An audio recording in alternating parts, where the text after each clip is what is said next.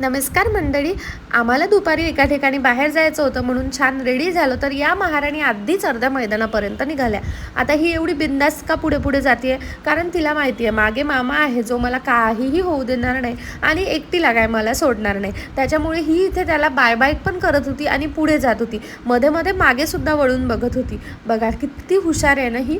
एवढं हुशार कसंच मला तर हेच कळत नाही. सारखी मंदिराकडे धावतीची.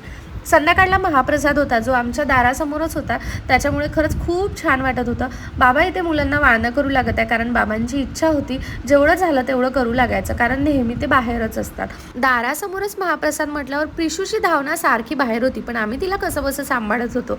आम्ही सुद्धा महाप्रसाद घेतला.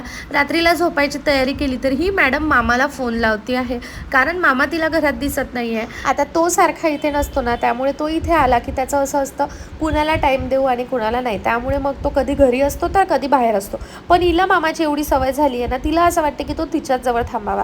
म्हणून आम्ही शेवटी तिला व्हिडिओ कॉलचे जे काही स्क्रीनशॉट होते ते स्क्रीनशॉट इथे दाखवतोय आणि ती त्यालाच कॉल समजून त्याकडे बघत आहे. असंच आमचा काहीसा जुगाड असतो. आम्ही तिला स्क्रीन टाईम अजिबातच देत नाही, फक्त हे स्क्रीनशॉट वगैरे असं काही दाखवतो जेव्हा ती जास्त मामा मामा करते तेव्हा.